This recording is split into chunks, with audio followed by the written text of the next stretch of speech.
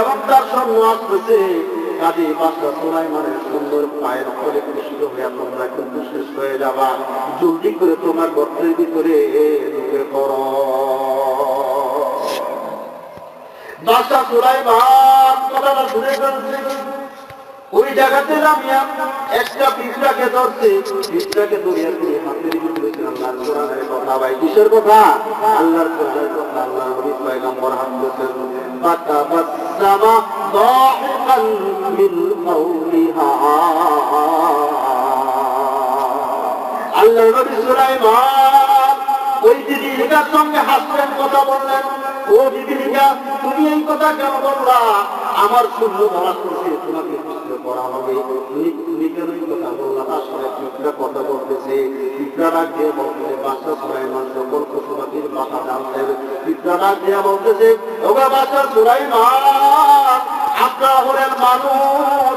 আল্লাহ মানুষকে এমন এক গুণ দিয়ে তৈরি করছে, তামাম পৃথিবীর সমস্ত জিনিসকে সৃষ্টি করা হয়েছে মানুষের জন্য, আর মানুষকে তৈরি করা হয়েছে আমার আল্লাহ ইবাদতের জন্য। চিল্লিয়ে কন্যা সুবহানাল্লাহ।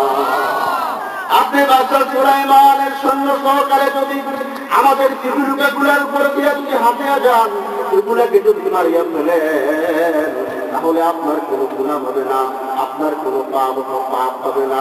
একটা মানুষ মারতে গিয়া তার পায়ের নিচে কত জীবিকা মারা যায়, কত কিছু মারা যায়, যায় কি যায় না, এতে কোনো পাপ হবে না।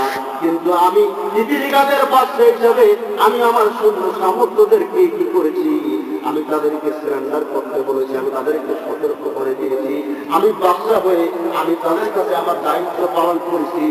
আমি আসলে আপনার ভয় করি না, এটা করেছি আমার ওই প্রজন্মকে বাঁচানোর জন্য। চিল্লিয়া কন্যা সুবহানাল্লাহ। সে বাদশা সুলাইমান পিপীলিকার সঙ্গে কথা বলতেন। এমন কোন পশু পাখির ভাষা ছিল না যেই কোন পশু পাখির ভাষা তিনি জানতেন না। আল্লাহ রাব্বুল আলামিন যখন 18,000 মখলুকাতকে সৃষ্টি করেছেন, ওই 18,000 মখলুকাতের ভাষা আল্লাহ পাক বাদশা সুলাইমানকে শিক্ষা দিয়েছে। সুলাইমান দাদ মুলকে সরওয়ারি, সুলাইমান দাদ মুলকে সরওয়ারি, শুধু মতি ও হাতে বাসে দেব করি, শুধু মতি ও হাতে বাসে দেব করি। আল্লাহ বলেন বাদশা সুলাইমানকে একটা আংটি দিয়েছিলেন, কুদরতি আংটি। ওই আংটিটা তিনি যখন করতেন, আংটি পরা অবস্থায় রাজ্যের সকল মানুষ তার কথা শুনতে উঠত এবং বসত। আংটিটা যখন কুড়িয়ে ফেলতেন, তখন কোনো মানুষ তার কথা শুনত না, তার আচার আবেদন হতো না।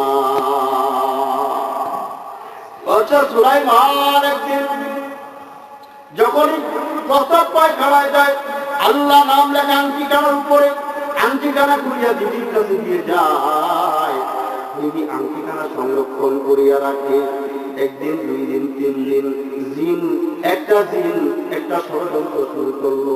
জিন চিন্তা করলো, আমি যদি আংটি কানা নিয়ে যেতে পারি, বাদশা সুলাইমান আমাদের উপরে জুলুম করতেছে, অত্যাচার করতেছে, ওনার মনে যা চাই উনি তাই করে, আমাদের কথা মতো কিছু হয় না, আমরা জিনরা কিছু করতে পারি না।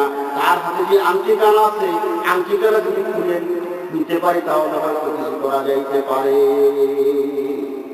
একদিন বাদশা সুলাইমান বাথরুমে যাওয়ার পূর্বে আংটি কানা ওনার স্ত্রীর কাছে দিয়ে গেছেন। দিয়ে যাওয়ার সময় একটা জিন আসিয়া ওনার স্ত্রীর কাছ থেকে আংটি খানা ওনার চেহারা আকৃতি ধরিয়া নিয়ে গেছে। যখন আংটি খানা নিয়ে গেছে, বাদশা সুলাইমান ফিরিয়ে আসছেন ঘরের ভিতরে। ফিরে এসে দিদিকে বলে, আংটি খানা দাও। বলে, আংটি তো নিয়ে গেছে। বলে, কে নিয়ে গেছে? বলে, তুমি তো নিয়ে গেলে আংটি খানা। বলে, আমি তো আংটি খানা নিয়ে যাই। বলে, বাদশা সুলাইমান, আমি এর বেশি কিছু জানি না, আমি তোমার আকৃতি দেখছি, আকার দেখছি, কারণ জিনেরা মানুষের সুরত ধরতে পারে। এটা জিনেরা পারে, জিনেরা যে কোনো সুরত ধরতে পারে। এই সুরত ধরিয়া আমার হাতের আংটি খানা নিয়ে গেছে। বাদশা সুলাইমান সিংহাসনের দিকে গেলেন। সিংহাসনের দিকে যাইয়া নজর করে তাকাইয়া দেখেন সিংহাসনের ভিতরে একটা জিন বসা আছে। বাদশাহ সুলাইমান বললেন, তুমি বসা থাকো, আমি আর এই রাজ্যে থাকতে রাজি না। চিল্লিয়া বলেন না সুবহানাল্লাহ। বাদশাহ সুলাইমানের রাজ্য থেকে অন্যরা যদি জানা শুরু করলেন, যেখানে ছিল আমার রাজত্ব, যেখানে আমার কথায় সবকিছু চলত, কিন্তু সেখানে আমার রাজত্ব পরিস্থিতির মাধ্যমে ছিনিয়ে নেওয়া হয়েছে, কাজে এখানে আমার থাকা যাবে না। তিনি অনেক দূরে চলে গেছেন। জিনেরা কি করছে জানেননি? কি করছে ভাবেন জিনেরা? জিনেরা যাইয়া আংটি লইয়া মারামারি শুরু করিয়া দিছে। এই জিনে কয় আমারে দে, ওই জিনে কয় আমারে দে, ওই জিনে কয় আমারে দে। এই জিনেরা মারামারি করতে করতে ওই আংটিখানা নদীর সমুদ্রের ভিতরে পড়ে গেছে। চিল্লিয়া কন্যা সুবহানাল্লাহ। अल्लाह अल्लाह क्या मुबारक नाम है, अल्लाह अल्लाह आशिकू का काम है। मियां मियां शेको माशूक करम के रामन का तिबिल हम खबर के रामन का तिबिल हम खबर। এবার যখন আংটিখানা পড়ে গেছে, আল্লাহর মহান কুদরতে একটা মাছ আংটিখানাকে গিলে ফেলেছে। চিল্লিয়া কন্যা সুবহানাল্লাহ। আল্লাহর নবী আল্লাহর পয়গম্বর সেখান থেকে হাঁটতে হাঁটতে অনেক দূরে গেছে। অনেক দূরে যাইয়া এক ছেলে ছিল, ছেলের মেয়েকে বিবাহ করছে। বিবাহ করিয়া তিনি সেখানে মাছ ধরেছে। ওই মাছ বিক্রি করে ছেলের সঙ্গে থাকে, সেই জায়গাতে ঘোরাফেরা করতেছে, চলাফেরা করতেছে। একদিন হঠাৎ করিয়া ওই মাছটা খাইয়া হযরতে বাদশাহ সুলাইমান আলাইহিস সালাম যেখানে মাছ ধরে ওই জালের ভিতরে গিয়ে উঠিয়া গেছে। কন্যা সুবহানাল্লাহ। ওই জালের ভিতরে যখন উঠিয়া গেছে, যাওয়ার পরে মাছটা বাড়ি চলে গেলেন। মাছটা বাড়ি ওনারা যদি কি কুটিয়ে দিচ্ছেন, ওনারা যদি মাছটা করছে, মাছটা কুটিয়ে দিকে একটা আংটি দেখা যায়। আংটিটার ভিতরে আল্লাহ শব্দ লেখা আছে। বিবিধ বলে না এই আংটি কত দাম, এই আংটি কত কিবসি, তার স্ত্রী জানে না। বলবে দানাতে যাবে দানাতে জওহারি, আদরে বুলবুল বলবে দানাতে যাবে দানাতে সাপুরি। চিনতে যারা কিনতে তারা, চিনে নাই যারা কিনে নাই তারা। চিনতে যারা কিনতে তারা, চিনে নাই যারা কিনে নাই তারা।